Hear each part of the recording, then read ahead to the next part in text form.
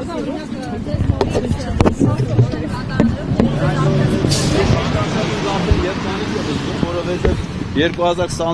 սեպտեմբերի 15-ին, երբ որ ես այս ընդունարանից դուրս եկա, դիմակավորված ոստիկանները ինձ տապալեցին գետին ձեռնաշղթաներով տարան ոստիկանություն։ Այս անգամ չստացվեց։ Հիմա այս պայծրությամբ առայժմ ոնց որ թե որևէ արձագանք ոստիկանը չկա, դա արդեն մեծ հաջողություն է, եւ ես վստահ եմ, որ նման բան այլևս չի լինի, եւ ձեռնաշղթաներով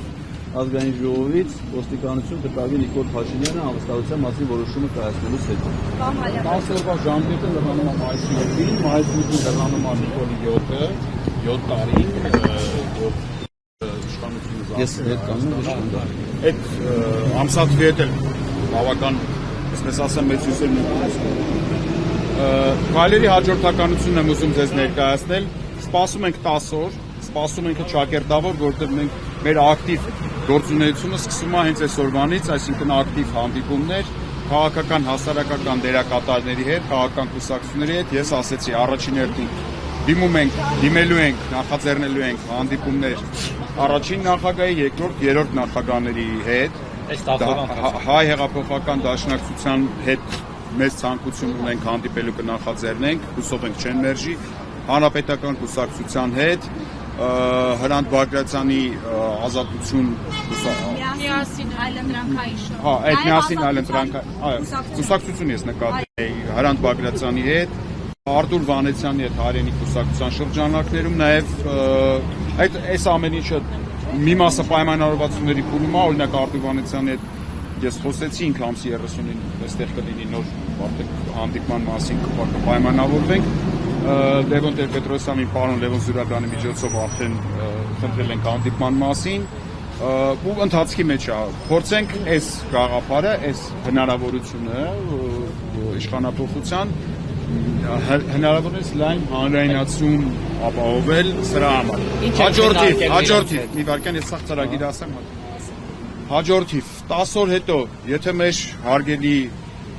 որոշ մասը պատգամավորների, իսկ որոշ մասը ոչ այդքան հարգելի պատգամավորներից ոչ մեկ չի նախաձեռնում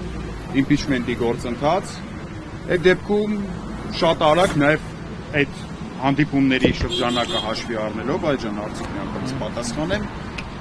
այդ հանդիպումների շրջանակում փորձելու ենք նաև գեներացնել այդ այսպես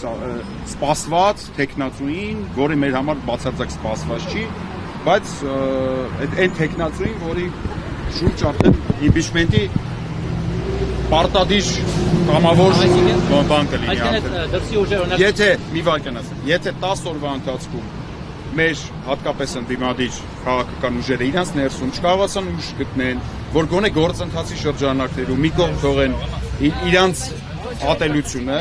այսինքն մենք արձանագրեցինք, որ մեր ընդդիմադիր պատգամավորները իրար ավելի են ատում, քան Նիկոլ Փաշինյանին, 10 օր հետո մենք այդ արձանագրման պատասխանը կիմանանք, վերջացնեմ խոսքը նոր, այդ դեպքում այդ նիհիլիզմի մթնոլորտը կոտրելու միակ տարբերակը այն է, որ հանրությունը ինքը այդ տեխնացուին վերջապես գեներացնի, ստեղծի, հայթայթի, բերի պատգամավորներին այս ոչ բան արա։ Մերսի ցեն ուղարկել։ Այս է քվեական կրետ է։ Գեներացնի, ներկայացնի միասնական տեխնացուն է դեռ ամեն Բագրատ Սրբազանը չի եղել երբեք տեխնացու, չի եղել տեխնացու, չի եղել իմպիչմենտի նախագիծ չի եղել թուղթ, չի եղել Բագրատ Սրբազանի կամ որևէ այլ մարդու, ես միայն ուրախ կլինեի, անկեղծ ոչ թե սա ասում չի եղել, որ տիպը չեմ ուզում լինի, որտեղ Բագրատ Սրբազանի հետ ենք հանդիպելու, այլ չի եղել, որտեղ նման թուղթ չի եղել,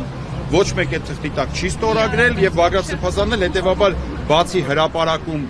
տեխնացու հայտարարվելուց այն կողմ չի գնացել գործ։